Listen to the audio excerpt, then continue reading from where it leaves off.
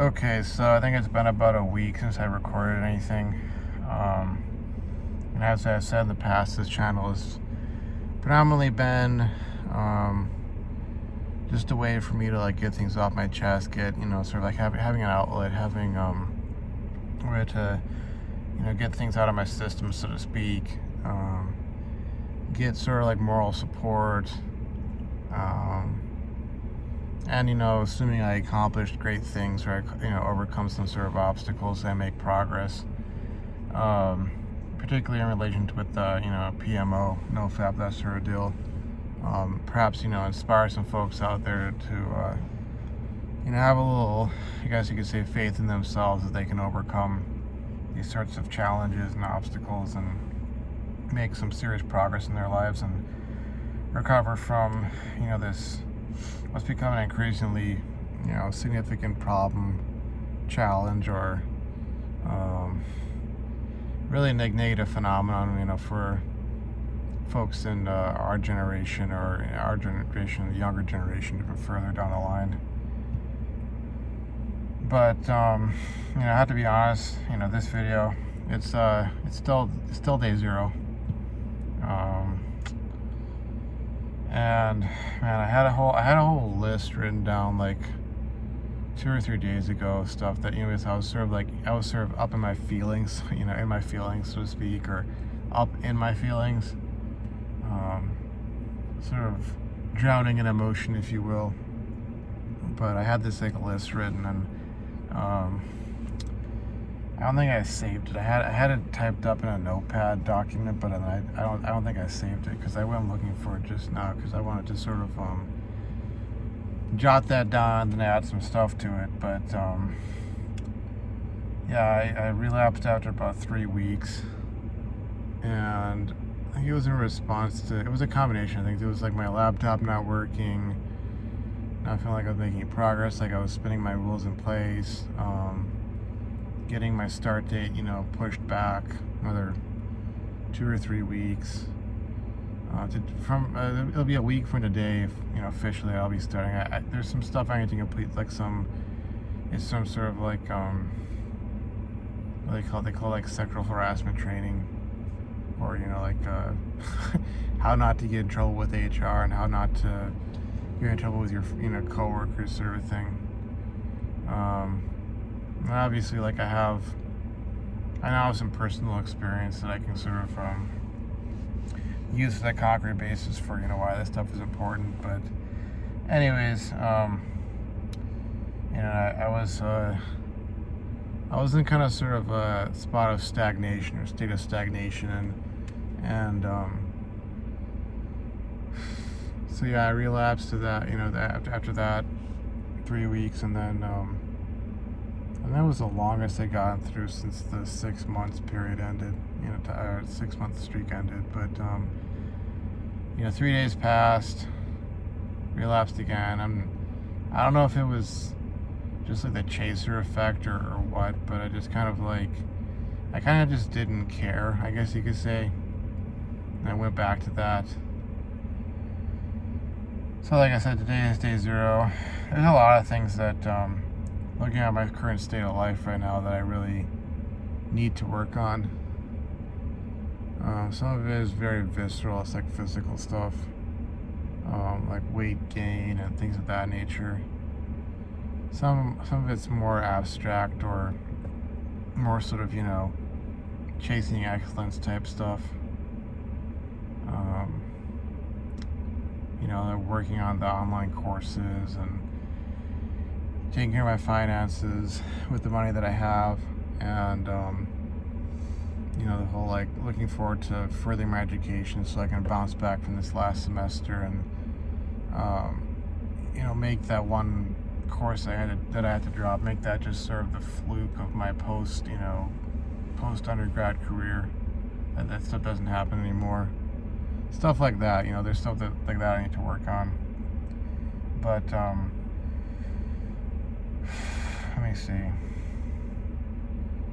A couple of the things that I remember that I had put in that list, and I jotted these down. I got this list here of just, items I wanted to discuss or stuff I wanted to get off my chest. But this term LARPing, that was one of the things that popped into my head. Because, whenever these relapses or, binges occur, there's a certain amount of introspection that can and does occur that leads you to sort of, examining your situation, because obviously you're asking yourself the question like, why this again? Why are we back to this? Why are we back to square zero, or, square zero, or, stage zero, step zero again? What led to all this? But the concept of LARPing kind of, popped in my head, because I think I was thinking about back in college when I was involved with that chemical engineering club, and I was really pushing for having sort of this, how should I put it? Like, there was this web series that was about a historical chemical engineer, and I wanted to have sort of an ongoing, we'd have like a movie night, for the club. We could watch that sort of stuff, and it'd be a little bit inspiring. Like, hey, this guy went into this field and he did all these great things, and get people inspired that they can sort of see themselves as being something more than just, oh, I'm just doing this to get a job, so to speak. Like there's something greater out there than just that sort of stuff. Obviously, bills and debt, student loans, all that sort of stuff that you graduate, and obviously, like, afterwards you sort of have to deal with that, and it's like, you get the importance of why people are obsessed a lot of times about money, and why they only want to do things if there's if there are dollar signs attached to it. You see why that's not necessarily wrong, but thinking back on that, thinking back on thinking to the fact that I've been watching all these scenes from There Will Be Blood, which was again about, the guy was an oil man, but he also did a lot of engineering work, and the petroleum industry being heavily tied in with chemical engineering. That's one of the fields that a lot of chemical engineers go into. I felt sort of a connection to that. But watching scenes from that, having this mustache that I've grown, much like the main character, and for instance, watching the open scene where he there's a point there where he's sitting there kind of squatting down next to his mine, and he's like drinking some coffee, and I'd be having coffee in the morning, and I'd be like this morning scene, and sort of realizing that a lot of what I've been doing for the last, I'd say,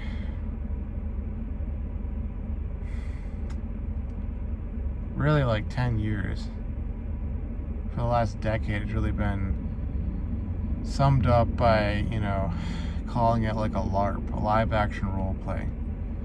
And obviously there's been concrete parts of it. There's been stuff I've been able to sort of make, real, that is based in reality, that is, solid and concrete and tangible. But so much of what's driven me, so much of how I've been able to keep myself motivated, is sort of believing that I'm on some sort of not just a mission, but that my life is this story. I'd see these movies, or I'd read these stories about different historical figures in these different fields, and all the stuff they did, and the things that they accomplished, and they left their mark on history, and historians are studying them, people are writing novels about them, etc., etc., and almost wanting to believe that, unbeknownst to myself, I was one of those people, that 100 years from now, that I won't have been forgotten, as long as I've gotten something done, as long as I've done something significant, And a lot of that extended into the romantic realm, because back the last several years, one of the hallmarks of the last decade for me was this whole sort of idea of I'm going to be this good religious man. I'm going to become the sort of the manifestation of this ideal form of that kind of a guy, of the husband type, the leader of the family man type, and I'll, somehow make sure that I'm like, quote unquote, a cool guy too, popular, all that sort of stuff, accomplished, physically fit, good, attractive, physically attractive, etc. And, having social skills and all these different attributes I'll max out on, and as a result, I'll win the heart of this good religious girl, and, I'll be the knight in shining armor who shows up in her darkest hour, and I'll be the guy she falls in love with, and, I'll defeat all the bad guys who are there to corrupt her, or whatever the heck, And then having all the experience I had, that just completely demolished and destroyed, just, pulverized that to dust. And, that's sort of representative of a lot of like this whole sort of idea of LARPing. That was part of my LARP, part of my live action role play. There was the engineering aspect, the money aspect, the physique aspect, the out of this world, literally, career and life, and peak life experience, aspiration aspect. But then there was also the romantic aspect with trying to find that ideal girl who would fit the mold of my sort of life story. And people will call it like a narcissistic fantasy, or they'll bring in consideration of aspects of it that lead them to refer to what's it called, like subconscious or unwritten yet agreed upon sort of like contracts, where it's like, if I'm the great guy, then she'll be the great girl, and we'll get together and we'll have a great family sort of thing. But it won't be something that we've discussed or talked about. It'll just be like understood, and the irony of all of that is that let's say half the time it caused me to overcome a lot of obstacles to have this drive. People would ask me, like, even in my family, they'd ask me, like, I don't know how, like, you're able to keep going or keep striving, or I have friends who would be like, how are you able to keep at this sort of stuff and keep pushing yourself forward? How is it that you haven't given up?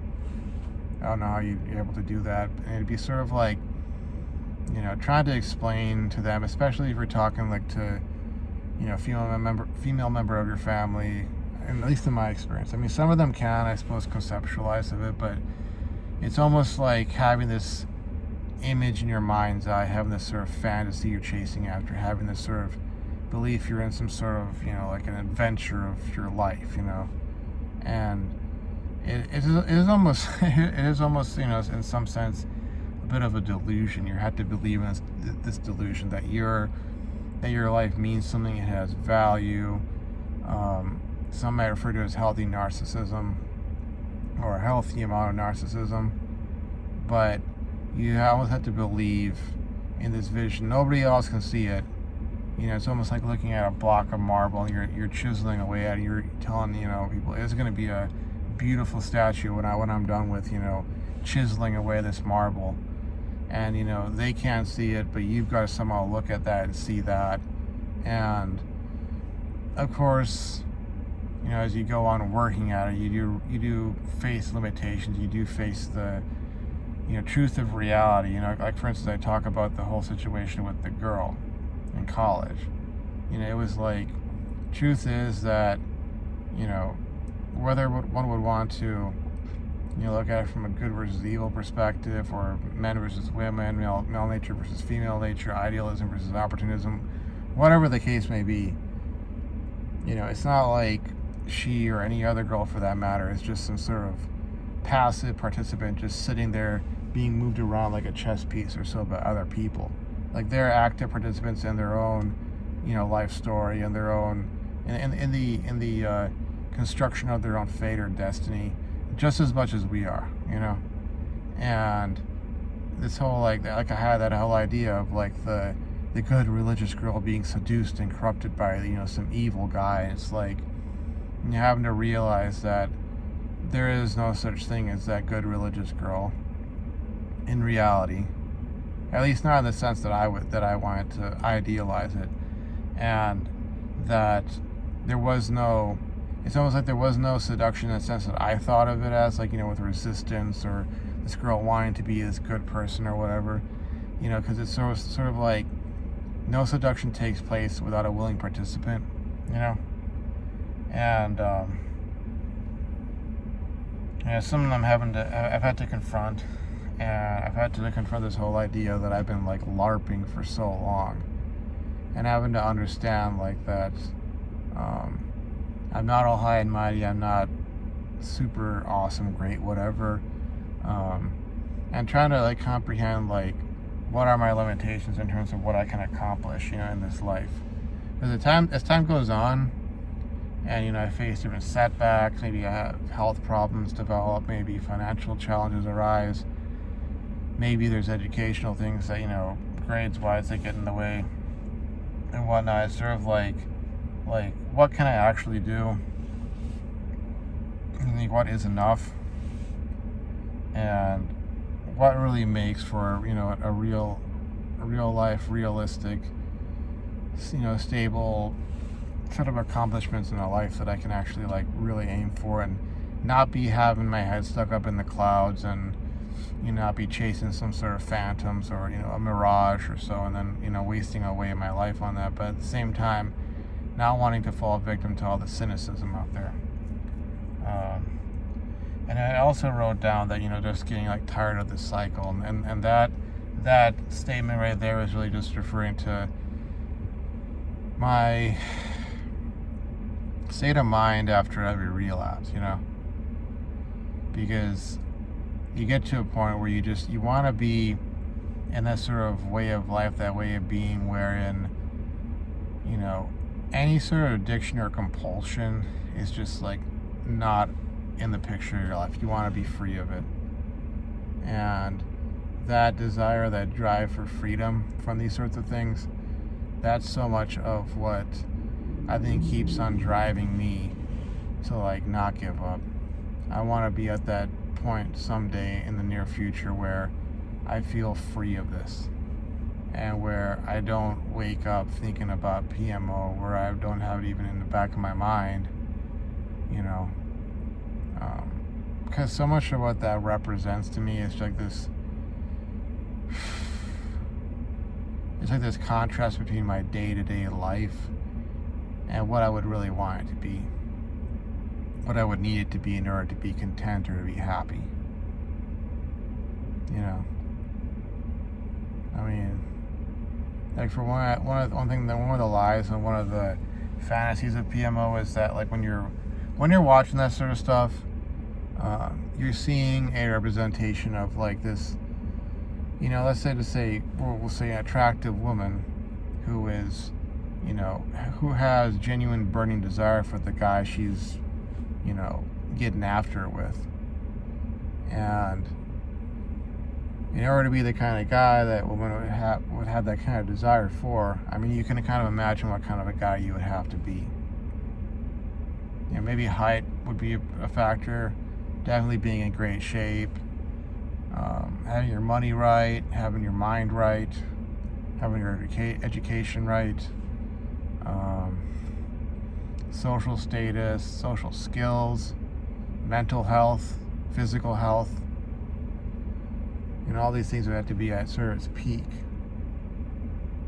At least in the categories that would be relevant to that woman at that specific point in her life. Like if you're talking about the young, attractive woman in her 20s, well, it's probably going to be looks and social skills, and your health, your physical health, your mental health, that sort of thing. Might be a little bit different. You're talking about some, older woman who's at that stage where like she's now wanting to settle down, now wanting to, be married or get married, and have a family.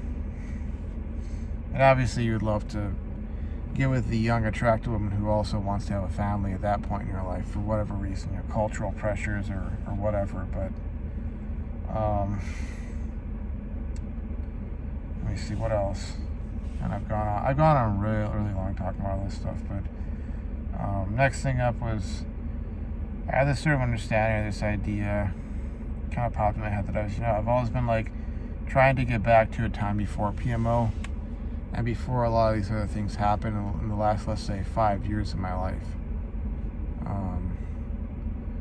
And I think that kind of crossed my mind, or I was thinking about that because I was sort of looking at like as almost like a playlist, more like my search history on YouTube, and looking at the music I've been listening to, and the music I'll share in these videos or so.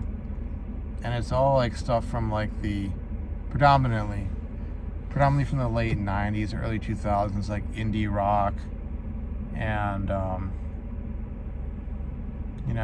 would think back to the times when I discovered that music I heard it for the first time, or I started getting into these different bands. In particular, one of them, of all the others, you probably figure it out from looking at a lot of the songs I've shared on this channel. But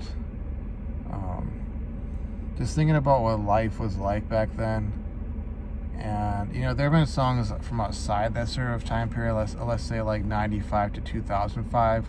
There's some music outside of that. Like, I do listen to some new music, and there's some, classic music or older music. But the stuff that would evoke the most, the most significant, intense, or lasting emotional reaction for me is like stuff that came out in that time period of 95 to 2005.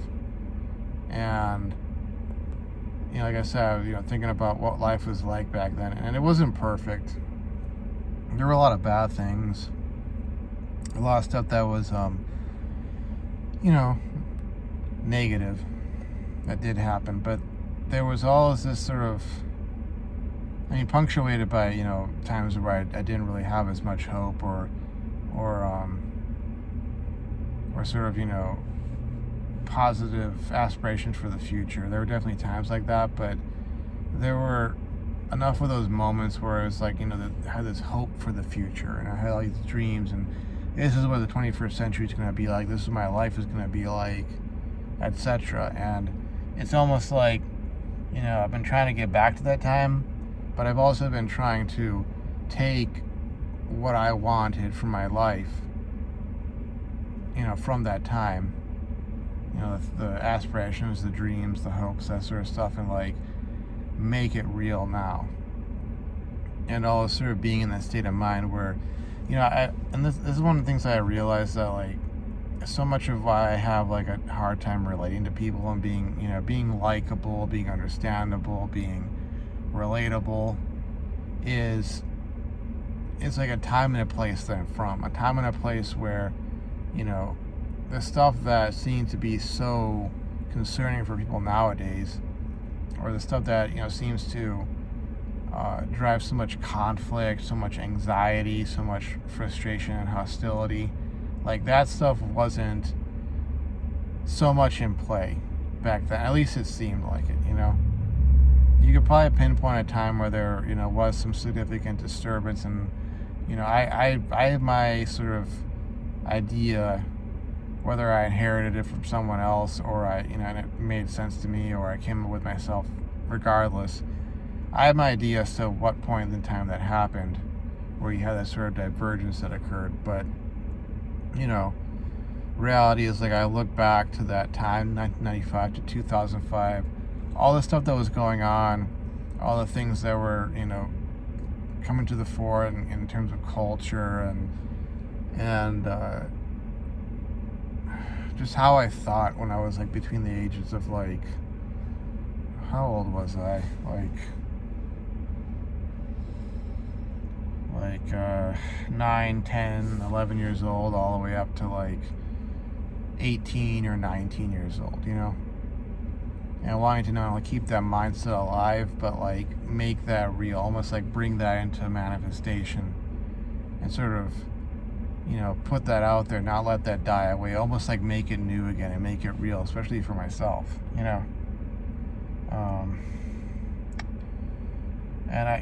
I feel like I'm struggling for words to try and describe like the emotions I feel about that, and how I think about that, and the memories and such. I'll probably have to, I'm gonna link at least one of the songs, and maybe two of them, for this video, because there's sort of a sense that I get from listening to those songs where it's like they were songs that were like almost like it's almost like when I read up on the background behind them, or I listen to the lyrics, or as they're being played, song music, the bass guitar and the lyrics, and or I'm reading the lyrics themselves, and I'm almost like trying to picture, try to understand, like, okay, where this music came from, the background behind it. And in a lot of ways, these songs are almost like they're like about just life, life for someone from either Generation X or the millennial generation, growing up in that time, or thinking back to some moment from their childhood. And some of them, it's almost like it could be like age generational. It could be from even further back in terms of age. It could be from someone perhaps, more recently. Not quite sure, but I know the time it came out, it was more like, when Gen X was coming of age and the millennial generation was growing up as children, But it was like music about that, music about, some friends meeting up at a park somewhere, maybe going to the beach, or and swimming out there in the ocean, or skating around at a skate park, or walking through some nature preserve or something, and just hanging out. Not about all this other stuff, but just you could put anybody into that image of like a bunch of groups, identifiers and immutable characteristics aside, like it would just be a bunch of friends, hanging out and having a good time, good, clean fun, nothing, controversial about it, that sort of thing. And thinking back to the spirit of those times, like I said, they weren't perfect times. There was definitely stuff that went down that was like, tragic and sad and negative and all that, but it was almost like a different experience of it. And maybe it's because of how old I was during that time, but like I said, it's like I've been trying to get back to that time, trying to make the good things from that time manifest in this day and age, not have them be lost. But other than that, I think the couple things, or three other things I want to talk about. For one thing, I've talked about like health concerns I have, stuff that I'm, concerned about, aches and pains and that sort of thing. I've been coming increasingly in the mindset that, whether they are, whether like, let's say the groin pain I've had, whether that's, just a pulled muscle, or it's a hernia, whether the back pain I have had is something really serious, the chest pain, heartburn, etc., headaches and whatnot, that's anything truly serious or not, or knee pain, that sort of stuff, like, I have the mindset that it's been caused by long-term exposure to PMO, or engaging in PMO long-term. Just thinking of the biomechanics of the act, thinking of the neurochemical effect, the dopamine rush, and the increased, cardiovascular activity, the hyperstimulation of your muscular system and cardiovascular system, and the effect it has on your nervous system, etc. And even just like having a whole lot of pressure on your knees, repetitive motion, things of that nature. I can't rule that out, and I think that's probably a major cause of it, a major driver of it. And obviously, like, it would be an extremely awkward conversation to have with a doctor saying, yeah, I've had this whole PMO compulsion or addiction for 10 years, and I've struggled with it, and I've had times where I've, been free of it for an extended time. I've had 6-month long streaks, etc. But 10 years, and it's like, okay, I think that's a major factor. Because, for instance, you talk about hernias. I've looked up lists of, symptoms. Obviously, I need to get, an official medical opinion. But, with hernias, with like inguinal hernias, you typically have to look for like a bulge in the area that, would show, okay, there's a tear in the tissue, and there's, like your intestine or some piece of fat or muscle tissue sticking through a hole or something like that. I don't have that. So a lot of what I'm thinking is it's probably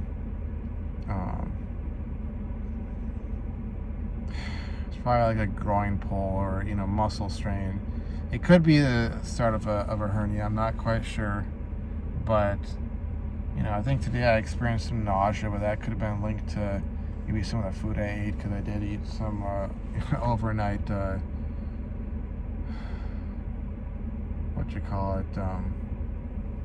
corn on the cob.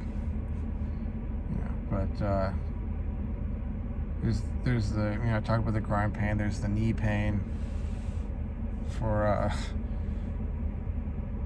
obvious reasons. Like I link that to PMO. A lot of pressure on my knee, hip, lower back pain. Again, obvious reasons, PMO. And I have seen that, like, while I will experience spikes of that even when I'm on like a long Nofap streak, like it goes away significantly. It kind of like ebbs and flows. It'll spike up again, but then it won't be as bad as it was, let's say, at the beginning of a streak, and then it'll start going down again, and it'll spike, and it's sort of like, it's not a linear process. It's almost like parabolic or hyperbolic, whatever. But it's one of the main reasons why I really need to get this whole PMO garbage out of my life, because there's that, there's overconsumption of caffeine, there's a lot of other stuff that, even like listening to a lot of music, stuff that I realize that I've engaged in all these hyper-stimulating habits over the years that have done damage, to my health. And it's not like stuff that overnight it happened. It was sort of like repeated exposure to a lot of these things.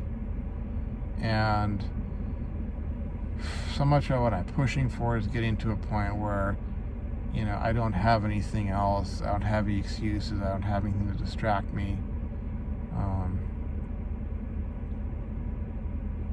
I don't have any sort of stuff that I need to be focusing on, that I can just focus in on this sort of stuff. But a lot of that is only going to be possible if I, in tandem with what I'm working on, undo this whole Nofap, or undo this whole PMO habit. This is a long video. As you can tell, like, I haven't recorded anything for a long time, so I've had a lot of things to think about. But next thing up is the second to last. Another thing I was considering, and this is more of a philosophic thing that's not related to Nofap, but I was thinking the other day, like, why is debt so bad? Why is like I say, letting yourself go, why is it all so bad? Why is it such a bad thing? And it does tie in with a lot of my frustrations about the world and life and politics and religion and relationships and all this stuff that I can see is like impacting upon my ability, for instance, to get rid of PMO from my life, to accomplish whatever I'm wanting to accomplish, that sort of thing. But so much of why I see debt is like so evil and so bad, to the point that I will like get livid if somebody tries to suggest that I need to get into debt or stay in debt. Why, this whole attitude of like, that I've, experienced from people I know that, they think I should just like kind of like let myself go in a lot of different ways. Lower your standards, give up on any sort of form of, physical fitness, just become a plow horse, basically. Don't try and get out of debt, don't try and build wealth, don't try and further yourself in these different areas, blah, blah, blah. just accept the bare minimum and just be just fine, that sort of thing, is that if you have any problems with the way the world is, politically, culturally, religiously, whatever, intergender wise, whatever the main issues may be for you, you really can't do anything about that when you're beholden to debt, because that factors into your calculus of how you're going to live your life. Because, like, for instance, I was listening to one of my favorite podcasters, and he had this guest on. They were talking about this, and this is a podcaster I follow. Obviously, like, I like his content, but one thing I've had to disagree with one of his points is like this whole push to we need to stand up and we need to say no to the powers that be. We need to say we're not going to accept X, Y, Z, or whatever issue is in particular. And of course, this guest was like, well, yeah, it's just kind of like, that's great and all. I agree with you in many ways, but, when you're like a married person, you got 3 kids, you got a mortgage, you got this, you got that, that factors into whether or not you're willing and able to stand up to whatever it is and speak your mind, because it's like, well, you do that, you lose your job. Maybe you get blacklisted in your industry, and suddenly you don't have the money to pay the mortgage. And when you don't have the money to pay the mortgage, that means the house goes. And if you got 3 kids, 2 kids, even got 1 kid, you got a wife and a family, like suddenly they're out of a house. They don't have a roof over their head because you felt that you had to stand up and say something, And this is so much of why, like, I'm so dead set on getting rid of my debt, paying it all off, building wealth, building enough, savings, etc., taking care of my health, taking care of my education, so on and so forth. Because, like, when you're beholden to that kind of stuff, you can't speak out, you can't stand up, you can't do anything, you can't be involved with the process, so you can actually, like, make the changes you feel need to be made in order to improve the world, in order to get it back on track, get it or move it forward to whatever state you think you think the world should be at, or to do your part into making the world a better place, or whatever you want to call it. You can't do that when you're buried under a mountain of debt. You got all these obligations that you won't be able to fulfill, and you'll have to face all these really negative consequences if you lose your means of paying the bills, of keeping everything just fine. You have to go above and beyond that. And if you are either unable or unwilling to do that, to do what's necessary to get to that point, like, you're just gonna have to, like, take whatever the world throws at you. Because it doesn't even have to be like politics wise. It can just be like, for instance, having a crummy boss, having crummy coworkers, working a job you hate, living in a place you don't like, living in really run down housing, not having the access to healthy food or healthcare or whatever, because somewhere along there you got yourself into a bunch of debt, and you haven't figured out or had the drive to figure out and actually enact a plan for getting yourself out of debt and building wealth and getting yourself to a point financially and otherwise where you can go, you know what, I don't like this situation I'm in. I don't like where I live. I don't like the job that I have or the people I got to deal with. I'm out of here and I'm going to a much better place. And you can't open yourself up to those opportunities that allow you to have that kind of an effect on your own life and on the world at large. And I know that in a lot of the red pill community, there's this whole sort of like idea of enjoy the decline, and you're not going to turn anything back, you're not going to change anything, you're not going to have any effect or whatever. So change your mind so you can and change your lifestyle and so on, so you can enjoy the decline of the society we live in out here, and etc. But even if I can't change the world as a whole, or I can't be some savior of civilization or whatever, you still have to do enough to be able to have the control of your own little corner of the world, your own little fiefdom, so that you and yours, and yourself and those you do happen to care about, who you choose to include in your circle, so to speak, your inner circle, so that that group, and obviously first and foremost yourself, so you can not only survive, but you can also prosper when the tough times happen. And again, you can't really do that if you're buried under a mountain of debt and you're barely making ends meet, So, I think I've made my point on that. The final thing I want to talk about is this whole idea of the dangers of idealism. And I had this sort of thought, again, cross my mind. I think I was walking across my old college campus, which technically is not my old college because I'm trying to make my way into the graduate program, but I was walking across, campus. I thought about this, I was sort of trying to look at myself from outside, if you will. This whole idea of I was trying to enact this whole idea of looking at yourself or seeing yourself as others see you. And I almost saw myself as dangerous because of this idealism. I'll be going through life and it's almost having to help any girl who I end up having feelings for, because I'll end up trying to idealize her subconsciously. I won't even be aware of it necessarily. And then if she doesn't fit that mold, or she decides that she, she's lost whatever attraction she had for me and she wants to get with some other guy or whatever, that I'll lose my mind and I'll lash out because of that, And I think that's kind of one of the real dangers of idealism, especially in terms of idealizing other people, and this kind of relates back to the whole LARPing idea that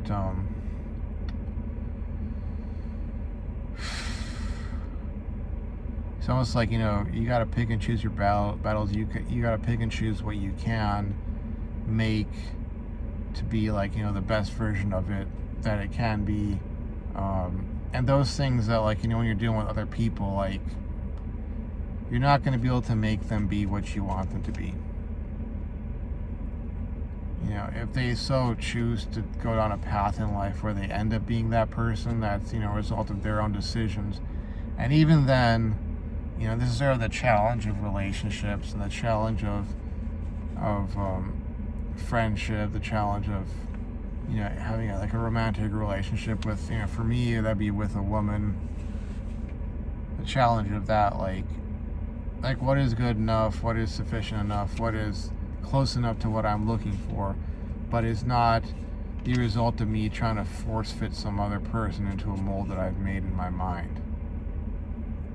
Because for one thing I've been deathly afraid of, and when it comes to relationships, has been in a lot of ways ending up like my dad. There's all the times I've seen my mom disrespect him, and the times he's just kind of taking it lying down, and he'll try to tell me that, oh, that's just the way it is, that's the way relationships are, marriage is, if you want to be married, get used to saying I'm sorry even if you did nothing wrong, sort of a deal. And not wanting to have that in the picture, wanting to end up with a woman who actually respects me and perhaps even admires me. Obviously that means that I'm going to have to become the kind of guy who is respectable and admirable. But, wanting to sort of find that woman or run into her, but again, dealing with this whole danger of trying to force fit some other person into the mold of being that woman I've been looking for, and then constantly having this sort of cycle of disappointment, rejection, frustration, anger, lashing out. I don't know. I don't really know how to do away with that without also putting myself in the danger of accepting yet another abusive relationship,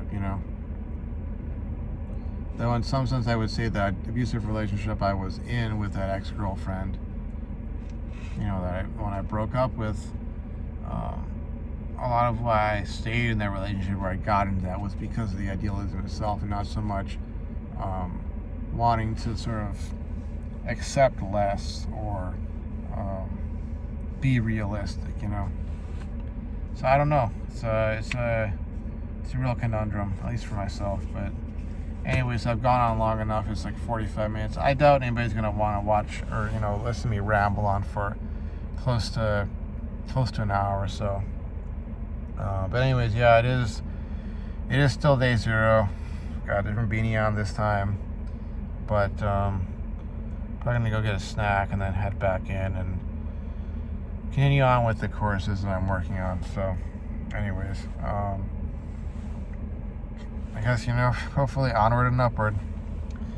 Anywho, I'll see you folks around. Thanks for watching. Bye-bye.